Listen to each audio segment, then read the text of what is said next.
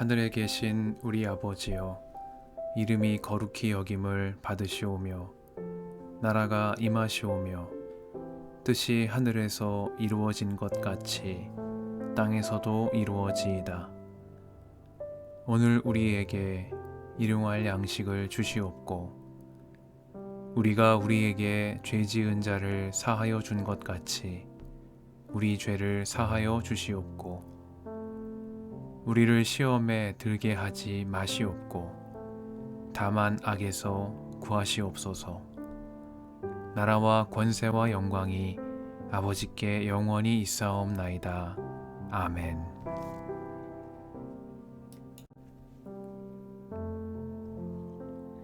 이삭이 늙어서 눈이 어두워 잘 볼 수 없게 된 어느 날, 맏아들 에서를 불렀다.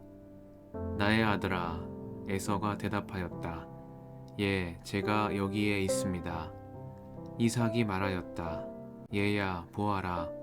너의 아버지가 이제는 늙어서 언제 죽을지 모르겠구나. 그러니 이제 너는 나를 생각해서 사냥할 때 쓰는 기구들, 곧 화살통과 활을 메고 들로 나가서 사냥을 해다가 내가 좋아하는 별미를 만들어서 나에게 가져오너라. 내가 그것을 먹고 죽기 전에 너에게 마음껏 축복하겠다. 이삭이 자기 아들 에서에게 이렇게 말하는 것을 리브가가 엿들었다. 에서가 무엇인가를 잡아오려고 들로 사냥을 나가자 리브가는 아들 야곱에게 말하였다. 얘야, 나 좀 보자. 너의 아버지가 너의 형에게 하는 말을 내가 들었다. 사냥을 해다가 별미를 만들어서 아버지께 가져오라고 하시면서 그것을 잡수시고 돌아가시기 전에 주님 앞에서 너의 형에게 축복하겠다고 하시더라. 그러니 얘야, 너의 어머니가 하는 말을 잘 듣고 시키는 대로 하여라. 염소가 있는 데로 가서 어린 것으로 통통한 놈 2마리만 나에게 끌고 오너라. 너의 아버지가 어떤 것을 좋아하시는지 내가 잘 아니까 아버지가 잡수실 별미를 만들어 줄 터이니 너는 그것을 아버지께 가져다 드려라. 그러면 아버지가 그것을 잡수시고서 돌아가시기 전에 너에게 축복하여 주실 것이다. 야곱이 어머니 리브가에게 말하였다. 형 에서는 털이 많은 사람이고 나는 이렇게 피부가 매끈한 사람인데 아버지께서 만져보시면 어떻게 되겠습니까? 아버지를 속인 죄로 축복은커녕 오히려 저주를 받을 것이 아닙니까? 어머니가 아들에게 말하였다. 아들아, 저주는 이 어미가 받으마. 내가 시키는 대로 하여라. 가서 2마리를 끌고 오너라. 그가 가서 2마리를 붙잡아서 어머니에게 끌고 오니 그의 어머니가 그것으로 아버지의 입맛에 맞게 별미를 만들었다. 그런 다음에 리브가는 자기가 집에 잘 간직하여 둔 맏아들 에서의 옷 가운데 가장 좋은 것을 꺼내어 작은 아들 야곱에게 입혔다.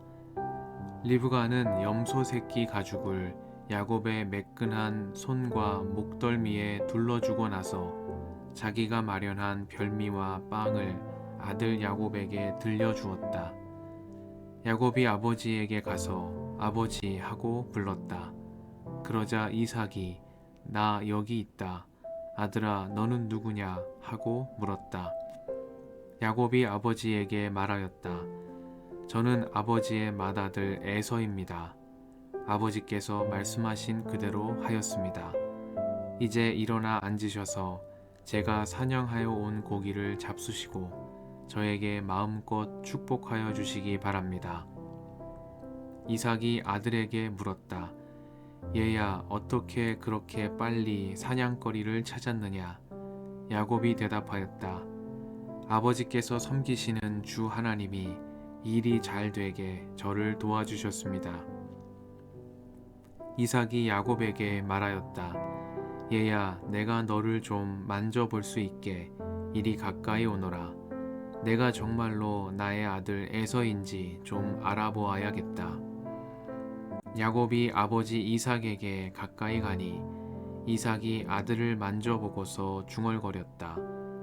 목소리는 야곱의 목소리인데 손은 에서의 손이로구나.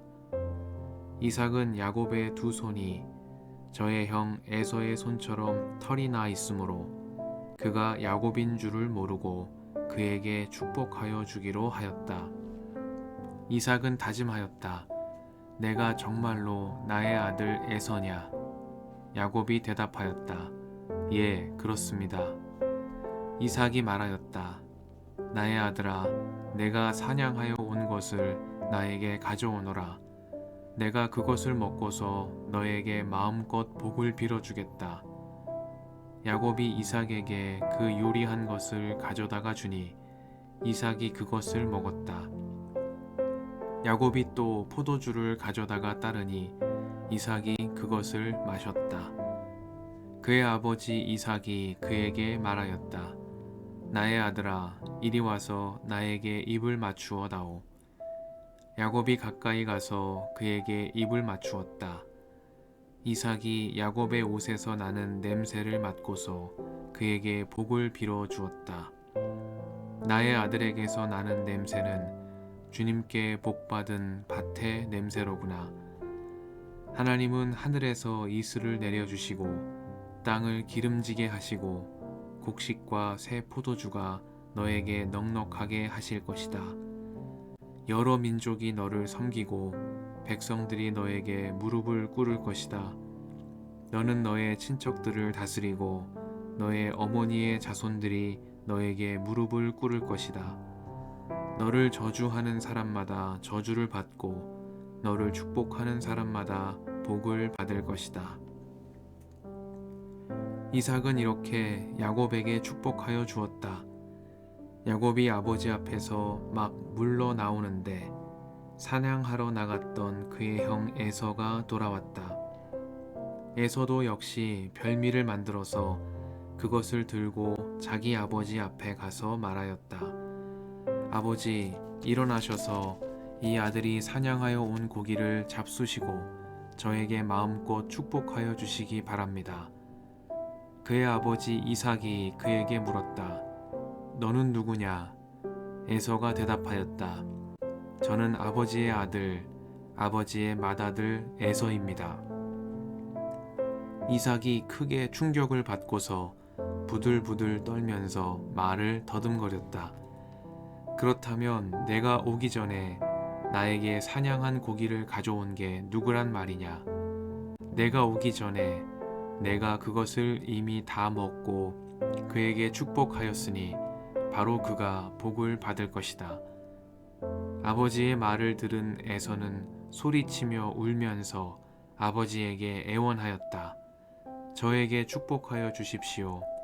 아버지, 저에게도 똑같이 복을 빌어 주십시오. 그러나 이삭이 말하였다.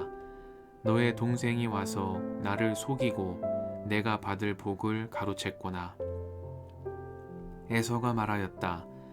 그 녀석의 이름이 왜 야곱인지 이제야 알 것 같습니다. 그 녀석이 이번까지 2번이나 저를 속였습니다. 지난번에는 맏아들의 권리를 저에게서 빼앗았고 이번에는 제가 받을 복까지 빼앗아 갔습니다. 에서가 아버지에게 물었다. 저에게 주실 복을 하나도 남겨두지 않으셨습니까? 이삭이 에서에게 대답하였다. 나는 그가 너를 다스리도록 하였고 그의 모든 친척을 그에게 종으로 주었고 곡식과 새 포도주가 그에게서 떨어지지 않도록 하였다. 그러니 나의 아들아, 내가 너에게 무엇을 해줄 수 있겠느냐? 에서가 그의 아버지에게 말하였다. 아버지, 아버지께서 비실 수 있는 복이 어디 그 하나뿐입니까? 저에게도 복을 빌어 주십시오, 아버지. 이 말을 하면서 에서는 큰 소리로 울었다.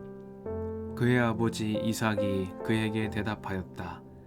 내가 살 곳은 땅이 기름지지 않고 하늘에서 이슬도 내리지 않는 곳이다. 너는 칼을 의지하고 살 것이며 너의 아우를 섬길 것이다. 그러나 애써 힘을 기르면 너는 그가 내 목에 씌운 멍에를 부술 것이다. 에서는 아버지에게서 받을 축복을 야곱에게 빼앗긴 것 때문에 야곱에게 원한이 깊어갔다.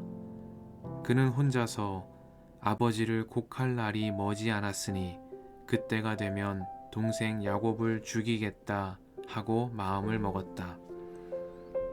리브가는 맏아들 에서가 하고 다니는 말을 전해 듣고는 작은 아들을 불러다 놓고서 말하였다. 너의 형 에서가 너를 죽여서 한을 풀려고 한다. 그러니 나의 아들아, 내가 시키는 대로 하여라. 이제 곧 하란에 계시는 라반 외삼촌에게로 가거라. 내 형의 분노가 풀릴 때까지 너는 얼마 동안 외삼촌 집에 머물러라. 내 형의 분노가 풀리고 내가 형에게 한 일을 너의 형이 잊으면 거기를 떠나서 돌아오라고 전가를 보내마. 내가 어찌 하루에 자식 둘을 다 잃겠느냐. 리브가가 이삭에게 말하였다. 나는 햇사람의 딸들 때문에 사는 게 아주 넌더리가 납니다.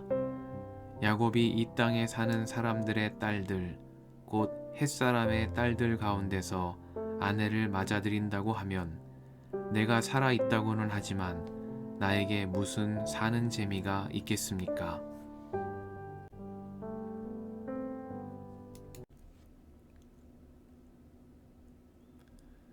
주님의 은총과 평화가 이 저녁에 여러분과 함께 하시길 빕니다. 에서는 아버지에게서 받을 축복을 야곱에게 빼앗긴 것 때문에 야곱에게 원한이 깊어갔다.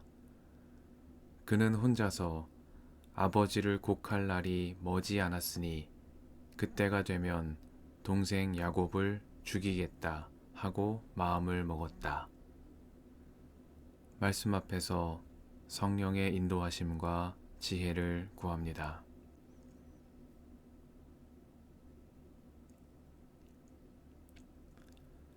아버지 이삭에게서 받아야 할 축복을 동생에게 빼앗긴 형 에서는 잔뜩 화가 났습니다. 분노에 찬 그는 동생 야곱을 죽이기로 마음을 먹었습니다. 어쩌다 형제 사이가 이 지경에 이르게 되었을까? 말씀과 마주하며 여러 질문이 떠오릅니다. 에서와 야곱은 같은 어머니에게서 난 쌍둥이 형제였지만 성격과 태도가 아주 달랐습니다. 창세기는 에서는 날쌘 사냥꾼이 되어서 들에서 살고 야곱은 성격이 차분한 사람이 되어서 주로 집에서 살았다고 전합니다. 에서는 맏아들의 권리를 대수롭지 않게 여겼습니다.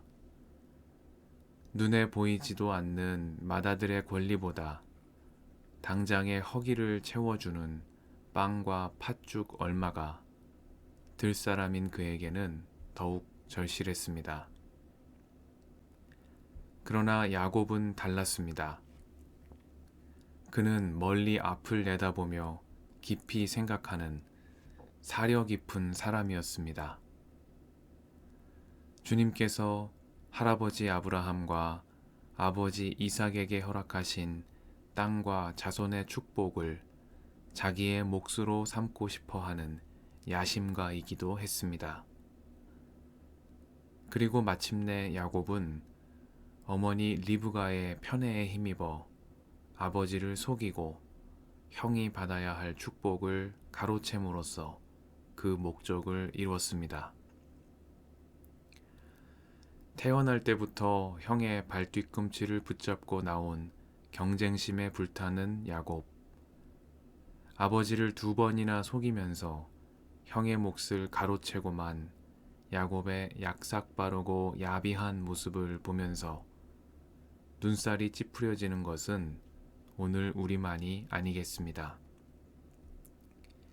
자신이 원하는 바를 얻기 위해 수단과 방법을 가리지 않는 야곱의 행위를 신앙적으로 정당화하기도 어려울 것 같습니다.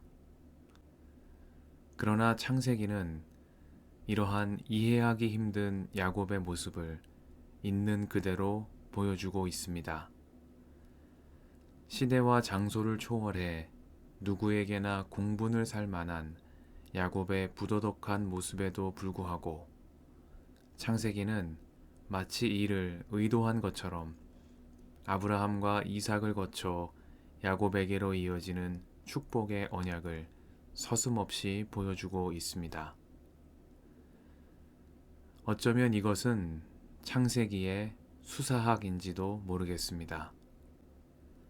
하나님의 축복의 언약이란 야곱이 자기의 노력으로 쟁취한 것이 아니라 하나님께서 베풀어 주시는 조건 없는 사랑의 결과라는 사실을 전하기 위한 잘 짜인 한 편의 드라마처럼 보이기도 합니다.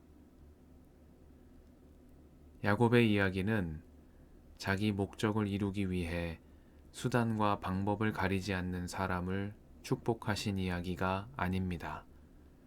오히려 그 반대입니다. 야곱처럼 흠이 많은 사람이라 할지라도 하나님께서는 당신의 뜻을 이루시기 위해 조건 없는 사랑으로 그를 택하시며 그 뜻에 합당한 사람으로 빚어가신다는 메시지가 여기에 담겨 있습니다. 야곱은 이후로 긴 인고의 세월을 거쳐야 했습니다. 에서의 발뒤꿈치를 잡고 나온 야곱은 다른 이에게 발목이 잡히고 말았습니다. 그리고 하나님은 거기에서 그를 굳세게 하셨습니다. 이 저녁에 우리를 당신의 자녀로 불러주신 하나님의 은혜를 생각합니다. 존귀하신 분의 자녀라 여겨질 만한 그 어떤 선함도 없으나 그럼에도 불구하고 그리스도를 통하여 우리를 구원하시고 존귀하신 분의 자녀로 삼아주신 그분의 크신 은혜에 감사를 드립니다. 그 부르심에 합당한 삶으로 저희를 이끌어 주시고 굳세게 해주시기를 간절히 기도드립니다. 함께 기도하시겠습니다.